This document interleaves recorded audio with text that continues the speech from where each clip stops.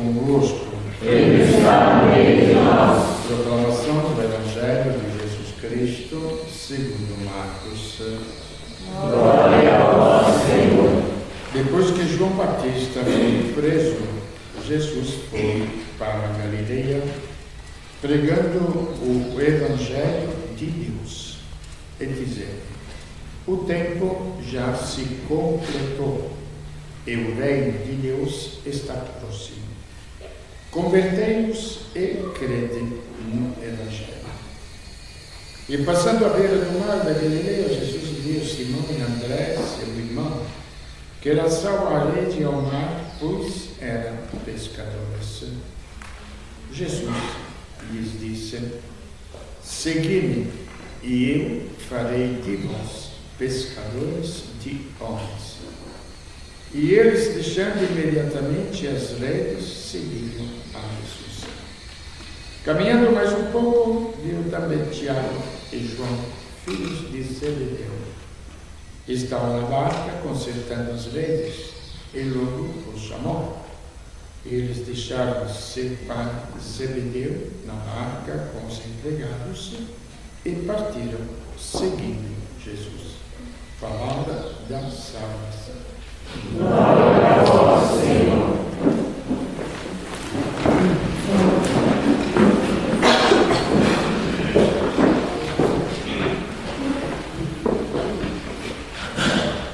O tema de hoje é claramente naquilo que a gente estava falando da esperança. É que o nosso conceito, nós jogamos a nossa esperança no sentido de condenação ou de salvação. Mais ou menos a ideia comum do povo. O medo de ser castigado ou o medo de ser premiado, não é? E esperança não é bem isso. Tá certo, vocês que ainda estudam, mocinhos, tem a nota, mas a nota passa. O que fica é a ciência que vocês aprendem na escola, não é? Isto é o futuro. O que a gente aprendeu na escola, ou alguma outra parte, trabalho, etc., é aquilo que constitui o nosso futuro. Tem uns acidentes de percurso, já, lógico. A gente que estudou tanto, quando chegava aos exames, já viu que aquela apreensão, é o Enem, é isso, é aquilo, não é? Mas é passageiro. A vida é muito mais do que um pequeno período. E o problema, aqui vem o problema da fé, é que eu insisto, a nossa se chama fé cristã. Fé cristã. Não é espiritismo, não é macumba, não é para falar mal. Digo, não é espiritismo, não é macumba, não é confucianismo, não é budismo, não é hinduísmo. Não é nada disso. É fé cristã. Quer dizer, a nossa fé se baseia numa pessoa que se chama Jesus Cristo. E é preciso saber bem claro o que eu vou encontrar nesta pessoa. Senão está tudo furado, gente. De outra forma, nós vamos fazer de Jesus Cristo um palhaço qualquer, um vencedor qualquer, um aventureiro qualquer. Porque ele chama os apóstolos: deixai tudo e seguir. Eu vos farei pescadores de homens. Então, o que é a fé? A resposta comum que eu vi um monte de vezes. O que é a fé? A fé, eu tenho muita fé, porque tudo que eu peço a Deus, Ele me concede. Vocês já ouviram esta resposta? Muitas vezes, não é? Que tudo o que eu peço a Deus, Ele me concede. Bom, eu já sempre respondi. Eu tenho um pouquinho de fé. Se tivesse muita fé, já teria transformado o mundo. Mas um pouquinho, pela sobrevivência, assim, para não morrer afogado, tenho. E o dom que Deus me deu. Porque tudo o que eu pedi a Deus, nunca, ou quase nunca, me concedeu. Mas tudo o que eu precisei na vida, Ele me deu. Mas para a vida. E que nem o médico. Se o médico tem que te dar uma cirurgia, tem que te cortar, ele te corta para te salvar a vida. Se tem que te colocar na UTI, ele te coloca na UTI. Mas por quê? Para a vida. Se nós não entendermos esta simples palavra que se chama vida, nós nunca teremos entendido absolutamente nada de Jesus Cristo. Absolutamente nada. Ele pode ter feito um monte de milagres na nossa existência. Ele pode até ressuscitar o Lázaro, que já tinha morrido depois de 4 dias. Isto não resolve nada. Porque o bem mais precioso que nós temos é a vida. Biológica, primeiro. Segundo, qualidade de vida. Se discute tanto a qualidade de vida, do ambiente, isto e aquilo. Será que não existe também um ambiente psíquico e espiritual para a gente cuidar dele? Ou a gente é só um simples corpo, como uma planta que vive no ambiente, que se não chove seca, se chove ela floresce. Não somos só isso. E esta é a pergunta que nós temos que fazer para nós mesmos. Ou nós não temos sentimento nenhum, não temos inteligência nenhuma, não temos afetos nenhum. Então esta é a pergunta que cada um faz para si mesmo. Nem faz nem para o pai, nem para a mãe, nem para a mulher, nem para os filhos. Porque a vida é para si mesmo. E quando você precisa dela, você é retirado de todos os parentes, é retirado de todas as suas vaidades, de toda a sua comida, de tudo. Porque ela vale mais do que tudo. Então, em Jesus Cristo havia a vida. E a vida, repito, vida, era a luz de todo homem que vem a este mundo. Me perguntaram agora, lá nos cafundós do monte da Nova Zelândia, por acaso, que eu fui fazer os 2 batizados, então os maridos das 2 senhoras, sei lá, eles não acreditam. Tudo bem, mas deixaram que batizasse os filhos. Mas um deles sabe tudo. Confucianismo, sabe coisas, lê cristianismo, conhece a Bíblia melhor do que a mulher que é católica. E ele falava para mim, I don't believe, eu não acredito. Falei, tudo bem. Ele perguntou para mim, e para você, Frei, o que é a fé? O que é a fé? É o sentido da vida. Esta é a fé. Eu tive que responder. O sentido da vida que eu achei em Jesus Cristo. É nele que tem sentido a minha existência. É nele que tem sentido o porquê eu nasci ao mundo. Não simplesmente por uma vida biológica, que mais cedo ou mais tarde ela vai morrer, envelhecer e morrer. Não simplesmente por uma vida intelectual, que Bem ou mal, você pode estudar, pode se tornar um grande poeta, pode se tornar um grande letrado, apesar que agora quase ninguém faz isso, porque agora é tudo tweetado, não é? É tudo Twitter. Parece que o conhecimento ficou universal, assim. As crianças já ficaram sabidas que Deus me livre, sabe tudo. Mas não chega à conclusão de nada.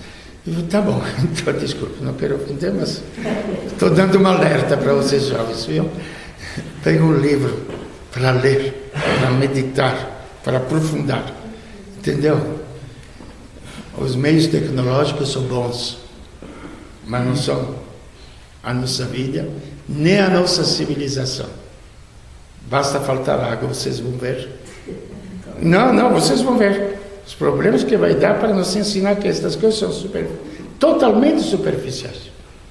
Basta não tomar um banho, não ter água para tomar um banho, para fazer cozinha durante um dia, para vocês verem que o Twitter já não tem valor nenhum. Isso só para analisar coisas práticas.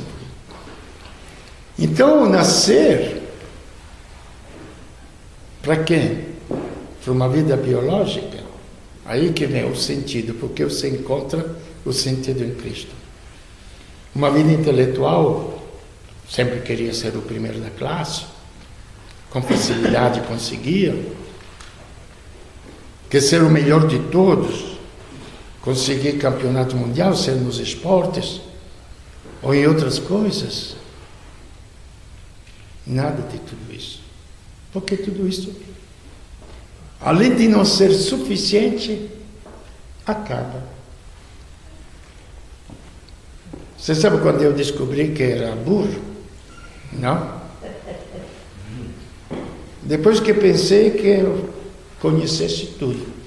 Tinha terminado o clássico, uma escola muito completa, antigamente era línguas antigas, línguas modernas, química, física, filosofia, literatura, isso tudo.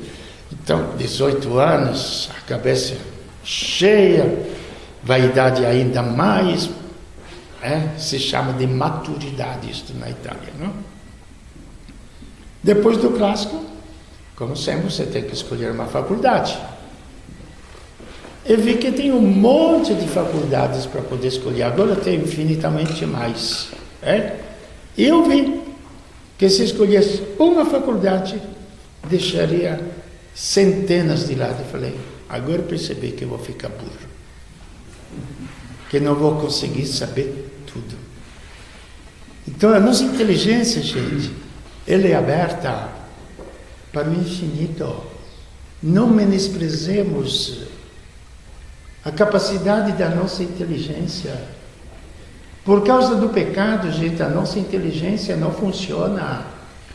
Nós usamos 1, 2% da nossa inteligência.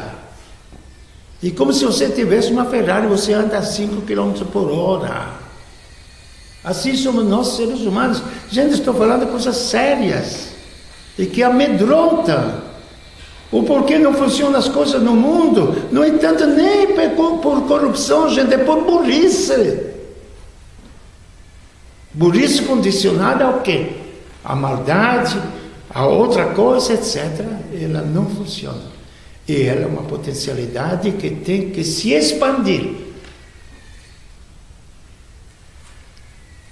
Tanto que ou ele se expande na ciência humana, ou ele se expande em algo mais infinito, que é o próprio Deus. Então Deus é o livro também para a nossa inteligência. É o livro para a nossa alma. Então aí, por isso que eu falei, é o sentido da vida. É em Cristo que encontra o teu sentido. É em Cristo visível, porque é muito fácil imaginar um Deus invisível, porque aquilo é nossa imaginação, mas não é o Deus. O Cristo visível é o Deus. Ele é Deus. Então a minha imaginação não pode fugir. Se ele é crucificado, se ele está na cruz, tanto muita gente falava, mas ele que salvou os outros, ele que fez milagres, ele que ressuscitou os mortos, por que ele não desce da cruz? São coisas reais para a gente meditar. Compreende? Então ele é o Deus visível. Visível. O Deus invisível se fez visível. Então naquela pessoa eu encontro o próprio Deus nos gestos dele, meditando os gestos dele, eu vejo quem é Deus. Vamos percorrer um pouquinho, anunciar o Evangelho. Então já nos dias passados, desde o Natal, nós meditamos. Nós temos aquela criança no presépio. Todo mundo se encanta, como falei, com a coreografia do presépio. Não tem nada a ver. Meu irmão mais velho também foi colocado numa manjedoura. Porque na minha cidade era o ritmo da Templo de Cristo. E o lugar melhor para colocar uma criança era uma manjedoura. Entendeu? Então nada de especial. E a gente faz uma poesia, até liturgicamente, até espiritualmente faz uma poesia porque aquele menino foi colocado numa manjedoura. Entendeu? Não é assim? Ou é? O Natal isso. Vamos deixar de lado o Papai Noel. Aí já é outra besteira do homens, não é? Agora, o que tem naquela criança lá?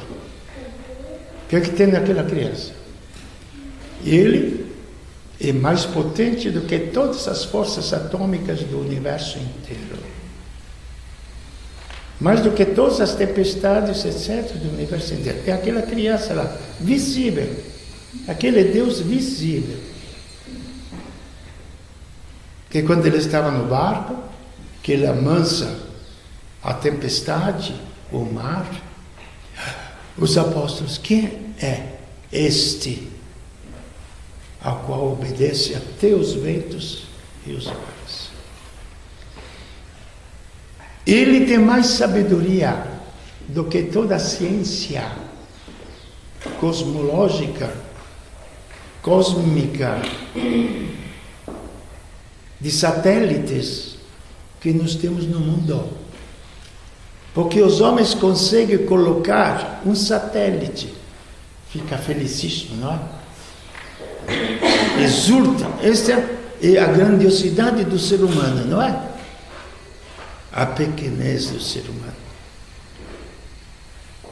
E ele colocou todas as estrelas do universo numa harmonia cósmica que dura bilhões de anos, num desenvolvimento cósmico que vai levar gerações para estudar como é feito isso, gente.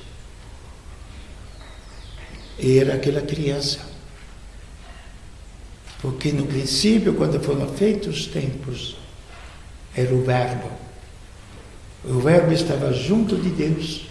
A gente não lê o Evangelho, não sabe ler, não é? E o Verbo estava junto de Deus, e o Verbo era Deus. E ele que colocava esta harmonia. E o Verbo que colocou toda esta harmonia no universo se fez carne. E era aquela criança. E ele tem mais capacidade, mais poder sobre os males do mundo, morais, espirituais e físicos. Ele expulsava todos os demônios, psíquicos ou físicos, chama como quiser. Não vamos invocar o Padre Quevedo, que diz que muita coisa era psíquica, etc. Mesmo que fosse psíquica, que ele tinha uma inteligência superior aos outros, que sabia onde que eram os peixes para lançar a rede, mesmo assim, ele se demonstrou superior a todos os homens da terra. Lança a rede aqui, pescamos a noite inteira, não apanhamos nada. Mas no teu nome eu lançarei. Não, ele não precisava chamar os peixes para cair na rede. Lança a rede onde estão os peixes. Isso não é superioridade aos outros homens? O Padre Quevedo se esforçou no livro tanto assim para demonstrar que os milagres eram coisas psicológicas, não era um poder extraordinário. Deus não precisa fazer coisas extraordinárias, que para Ele tudo é normal. O nascer do sol de manhã. Só isso, não precisa falar mais nada, não é? Ele é superior a toda a medicina, toda a ciência médica. Porque sem nenhum recurso, ele devolvia a vista aos cegos, a fala aos mudos e ressuscitava os mortos. Será que custa, gente, pensar um pouquinho quando se olha aquela criança nestas coisas? O que é que nós estamos vendo? E não somente. Aí, continuando a vida, ele fala o tempo presente muda, e ele é o futuro, aquilo que a gente falou. Nós temos perdido o sentido da palavra esperança, que nós vamos pela nossa cultura. Tomara que aconteça. Espero que amanhã chova. Tomara que chova. Não é. Esperança vem da palavra esperar. Aquilo que virá. Muitos jovens, muitos casais não têm coragem de ter filhos. Por quê? Se eu falar ou vocês me falam? Por quê? Que futuro vou dar aos meus filhos? Não é? O mundo tem um futuro, sim. O mundo tem um futuro. Porque o mundo caminha para Deus. E o universo inteiro, tudo que foi criado, e nós que somos criados juntos, caminhamos para isto. Qual é o desígnio de Deus sobre o universo? Vocês conhecem bem ou eu preciso falar? Vou falar, tá? Mas leia a carta aos Efésios, onde São Paulo explica que o futuro é encabeçar coisa do corpo, famoso corpo místico de Cristo. Vocês ouviram falar isso, não é? O corpo místico. O que é para vocês o corpo místico? Vai naquele misticismo, sabe? Naquelas coisas invisíveis, naquelas coisas religiosas que a gente pensa, não é? Meu Deus do céu, por que a religião não pode ser uma ciência? Eu não entendo. Ela é uma ciência, gente. Quer dizer, ela se conhece. Encabeçar tudo em Cristo. O que quer dizer isto? Nós temos um corpo, não é? E nós temos uma cabeça. Não precisa cortar a cabeça para dizer que o corpo não vale nada, não é? É verdade. Basta só uma pancada. Basta só o que eu chamo de derrame, que a ciência moderna muda de nome, bonitinho, AVC. Fica na mesma. Entupimento das veias e já o cérebro não funciona. E todo esse teu corpo pode ser bonito, pode ser feio, pode ser jovem, pode ser velho, pode ser o que quiser. Não funciona. Então a imagem que São Paulo deu, o desígnio de Deus é o quê? Isso se chama redenção. Unir tudo que não tem inteligência, que não tem sabedoria, que não tem coordenação, em Cristo. E neste tudo estou eu, está cada um de vocês. Então não é mais o meu prêmio ou o meu castigo quando eu morrer. Ou eu entro nesta harmonia universal que é feita em Cristo, ou eu estou fora da história. Ou eu estou fora da vida. Porque nele havia vida. Então a minha vida, vamos ser claros, Isto eu falo forte porque eu falo para o Frei Vitório isto. Fora de Cristo, a tua vida não tem sentido nenhum. Eu posso fazer todos os milagres do mundo, posso construir todos os hospitais do mundo, gente. A minha vida não tem sentido se não for unida à vida de Cristo. Não tem futuro. Não somente um futuro por castigo ou por prêmio, mas um futuro como desenvolvimento. Gente, aqui é o problema de meditar sobre a própria existência, o que nós queremos da nossa existência. Por isso que fala numa visão assim, melhor. Porque nós temos a visão, a nossa visão é de hoje, amanhã, depois de amanhã, 1 ano, 2 anos, não? 1000 anos para Deus é como o dia de ontem que já passou. Então, o que acontece? Que eles pensavam que este acontecimento de tudo ser reunido em Cristo aconteceria pouco tempo, não é?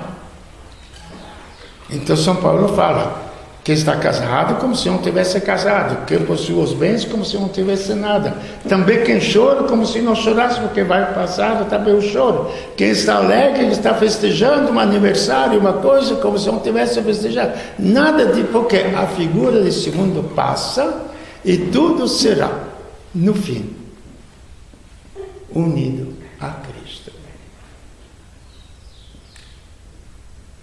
Porque até toda esta criação,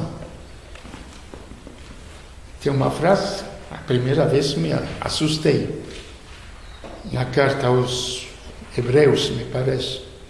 Deus vai enrolar você, pega um cobertor, estende, está bonitinho, não é? Mas certa altura você enrola o cobertor, assim Ele vai fazer deste universo que Ele criou. Todo este universo. E assustador, de um lado sim, de outro lado não. Porque é aí que haverá finalmente o mundo de Deus, que pode ser o nosso mundo. Então a minha vida, que Ele me fez nascer simplesmente como criatura humana, ela tem futuro, sim, mas em Cristo. Ele tem futuro numa dimensão de desenvolvimento da minha inteligência, dos meus afetos. Dos meus afetos, finalmente, vai acabar o egoísmo e vai nascer o amor. A gente estava ouvindo lá, quando São Francisco se converteu, que dos sementes está nascendo o amor, não é? Doce sentir no meu coração. Aos poucos nós vamos descobrir finalmente que nós somos amor. Nós fomos feitos, e o que é o amor? Um sentimentalismo? Não. Uma compaixão? Não. É a capacidade de você doar a própria vida para gerar outra vida. Este é o sentido da cruz de Cristo. Não é choradeira porque Ele sofreu, mas em compreensão plena daquilo que Ele estava realizando. Doar a sua vida para que os outros tivessem vida. Isso se chama amor. O resto, gente, esquece. Todos os cantos que estão por aí, esqueça. Do amor não sabe absolutamente nada. Até que você não se colocar no último lugar. Me desculpe, um desabafo. Eu vejo tantas coisas, louva a Deus, levanta os braços, levanta as mãos, isso daqui, gente. Já falaram alguma vez na vida, na igreja, irmãs, que o lugar do cristão é o último? Será que ensina ainda isso nas igrejas? De ser o último, o mais desprezado de todos, o mais jogado fora como inútil para todos e para tudo. Ensina isto na igreja, gente?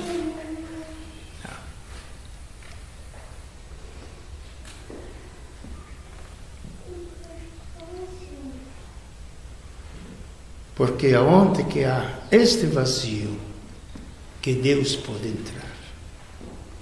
Aí não será mais a nossa pobre história humana, mas será a história de Deus num pobre ser humano. Aí sim. Aí será a própria história de Deus. E Cristo veio fazer a história. E Ele nos chama para viver a sua história. Vinde após mim, e vos farei pescadores de homens. Pescadores de inteligências, pescadores de vontade, pescadores de corações, pescadores do ser humano, que é a criatura mais importante que existe sobre a face da terra, porque o próprio Deus se fez ser humano como nós.